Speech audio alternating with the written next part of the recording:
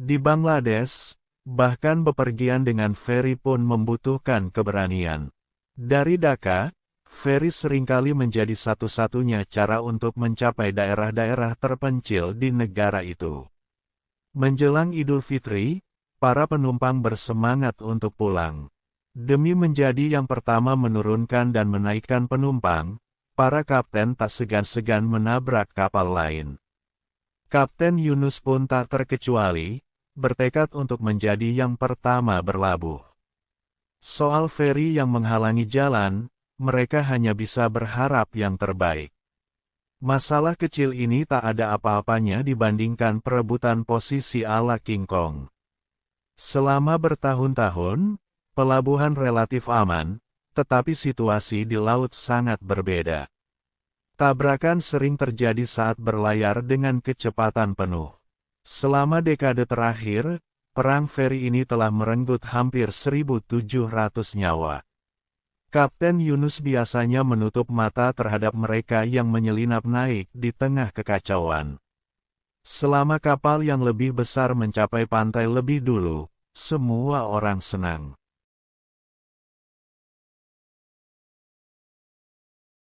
Seorang penumpang berjuang menyelamatkan diri di tebing Himalaya. Puing-puing berjatuhan dari gunung, membuat pengemudi dan penumpang panik. Kumar, yang memundurkan mobilnya, tampak jauh lebih tenang. Bukannya ia tidak takut. Beberapa bulan yang lalu, sebuah batu besar jatuh tepat di sini, seketika menghancurkan sebuah truk menjadi besi tua. Namun, jika ia panik sekarang, ia hanya akan membuat penumpangnya ketakutan. Angin kencang hari ini, dan ribuan meter batu gundul yang lapuk menggantung di udara, tanpa perlindungan. Puing-puing berjatuhan sesekali, membuat orang yang lewat takut untuk melangkah lebih jauh. Saat ini, satu-satunya pikiran Kumar adalah melarikan diri dari zona maut ini secepat mungkin.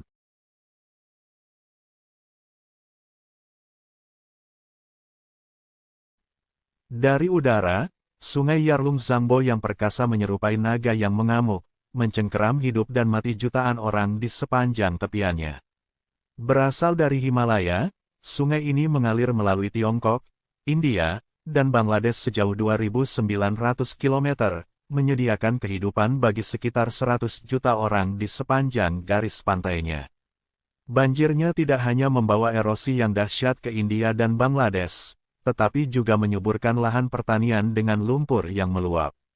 Di Himalaya India, Sungai Yarlung Zangbo, yang penuh dengan jeram dan batu-batu besar, berkelok-kelok melalui jeram berbahaya dan hutan batu-batu besar, membuat navigasi hampir mustahil. Jalan yang membentang sejajar dengan sungai itu menggantung tinggi di lereng gunung, menempel di tebing, rentan runtuh kapan saja. Hanya sedikit pengemudi yang berani mengambil jalan berbahaya seperti itu, tetapi Kumar adalah salah satunya. Sebuah bus mendekat dari gunung, tetapi karena jalan sempit di sepanjang tebing hanya cukup lebar untuk satu kendaraan, Kumar harus mundur untuk memberi jalan. Menyeberangi sungai Yarlung Zangbo dari India ke Bangladesh membutuhkan keberanian yang luar biasa, serta keterampilan mengemudi dan tekad yang luar biasa. Pagi-pagi sekali, sopir truk Arjun menyalakan 3 batang dupa dan berdoa kepada dewa untuk perjalanan yang aman. Ini adalah ritualnya yang tak tergoyahkan sebelum setiap giliran kerja. Dia ditemani oleh teman-teman dekatnya Dipak dan Sanu. Bertahun-tahun menjadi sopir truk telah menempa ikatan yang dalam di antara ketiganya. Selama beberapa hari berikutnya, mereka akan mengemudikan truk-truk tua mereka di sepanjang jalan pegunungan dekat perbatasan Tiongkok, mengirimkan pasokan kepada orang-orang di daerah terpencil di India. Perjalanan itu menegangkan dan berbahaya. Di satu sisi terbentang sungai Yarlung Zangbo yang perkasa, di sisi lain, dinding gunung yang curam. Perjalanan itu sekitar 350 km, tanpa ada ruang untuk kesalahan. Untuk membuat keadaan semakin menantang, truk Sanu dimuat dengan 50 barel senjata tajam, masing-masing seberat 75 kg. Jika bodi truk terlalu banyak bergoyang, ia dapat dengan mudah bergeser saat menikung, dan bahkan lubang kecil dapat menyebabkan truk terbalik. Ketakutan terbesar mereka adalah jembatan gantung tua. Setiap kali mereka menyeberanginya, ketiga pria itu ketakutan, takut dek jembatan akan runtuh karena bebannya. Saat menyeberangi jembatan, mereka harus menjaga mata mereka tetap terbuka, mengemudi perlahan, dan mencoba untuk tetap berada di tengah. Yang terpenting, mereka harus menjaga barel-barel itu tetap stabil, jika tidak seluruh jembatan tua itu akan bergetar. Syukurlah, jembatan kali ini berhasil bertahan, tetapi tak seorang pun bisa menjamin berapa lama lagi ia akan bertahan. Selanjutnya, ketiga pria itu bekerja tanpa lelah untuk membuka jalan. Meskipun berisiko tertimpa batu, hal itu merupakan anugerah bagi konvoi, yang memungkinkan mereka melaju lebih cepat. Namun, tepat ketika mereka hendak menambah kecepatan, terjadi kerusakan sabuk pada salah satu truk. Menunggu tukang reparasi akan memakan waktu 2 atau 3 hari. Maka mereka pun memutuskan untuk mengatasi masalah tersebut sendiri, dan setelah 1 jam bekerja, mereka akhirnya berhasil menghidupkan kembali truk tersebut. Di wilayah pegunungan, Sungai Yarlung Zambo mengalir deras, membuatnya tidak dapat dilalui untuk navigasi. Namun, setelah mencapai dataran, bentangan sepanjang hampir 1.300 km menjadi jalur air, yang menjadi sumber penghidupan ribuan perantau Bangladesh. Orang-orang lebih memilih jalur air daripada jalur darat yang dipenuhi mayat, dan perahu seringkali lebih cepat dan lebih aman daripada truk. Idul Adha tinggal beberapa hari lagi, dan untuk merayakan hari raya penting ini, keluarga-keluarga Muslim mengorbankan ternak. Manik membawa sekitar 30 ekor sapi, masing-masing seberat 500 kg, ke pasar Teh Ngari, 30 km jauhnya. Sapi-sapi itu harus didistribusikan secara merata di atas kapal, jika pusat gravitasi bergeser, kapal akan kesulitan mempertahankan arahnya. Ia menabung selama 25 tahun untuk membeli 2 ekor sapi, yang kini telah tumbuh menjadi 7 ekor. Jika ia bisa menjual semuanya, ia akan mendapat untung besar. 1 jam kemudian, ia tiba di pasar Teh Ngari, tetapi pasar itu sedang lesu tahun ini, dengan sedikit pembeli, dan harga sapi tidak naik seperti yang diharapkan. Tidak jauh dari sana, seorang pengembara berada dalam dilema, sapinya patah kaki saat turun. Seekor sapi yang awalnya bernilai 700 euro dijual hanya dengan 350 euro setelah beberapa pedagang sapi bekerja sama untuk menurunkan harganya. Ini berarti ia akan kehilangan setidaknya upah 5 bulan. Di Bangladesh, pendapatan harian rata-rata seorang petani hanya 3 euro.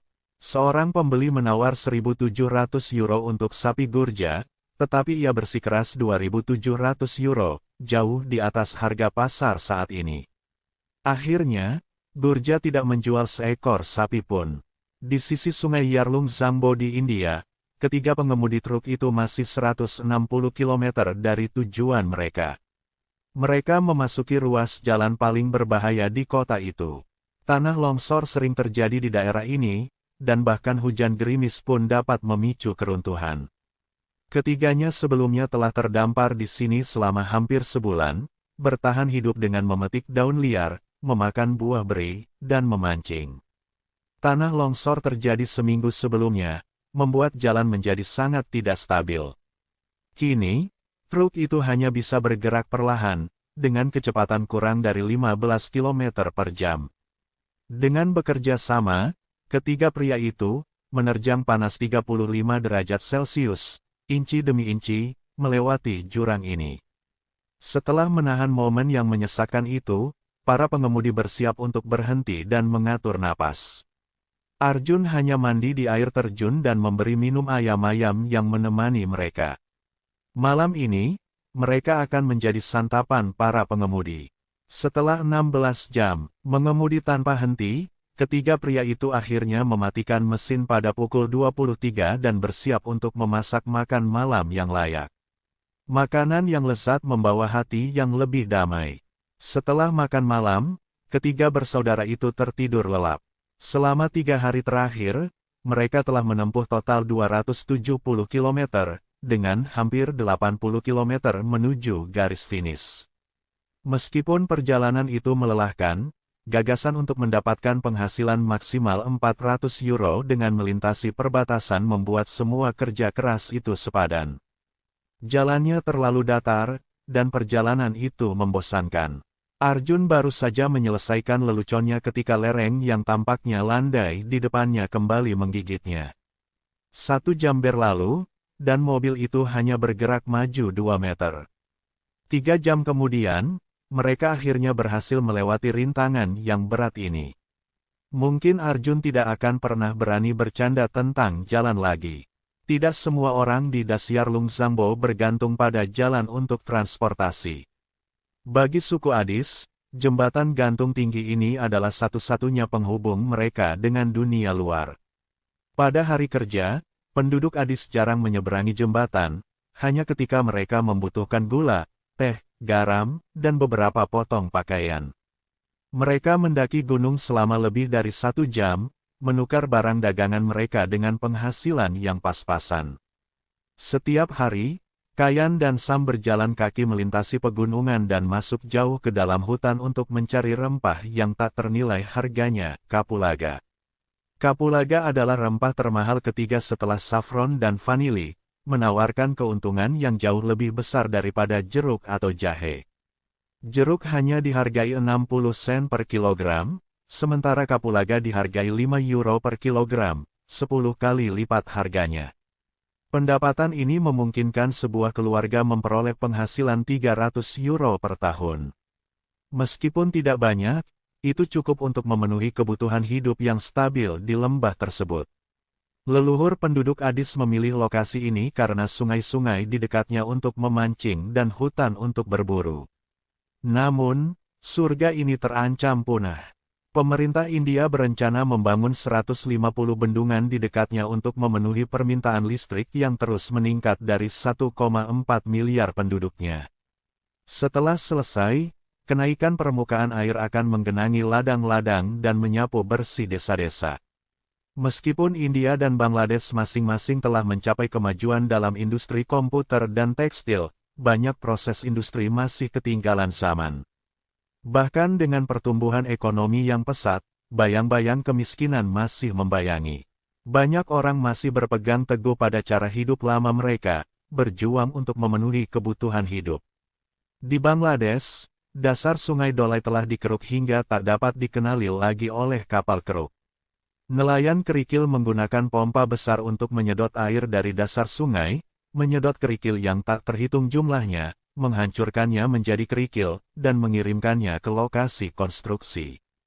Mengisi 7 atau 8 perahu menghasilkan 5 hingga €20 per hari.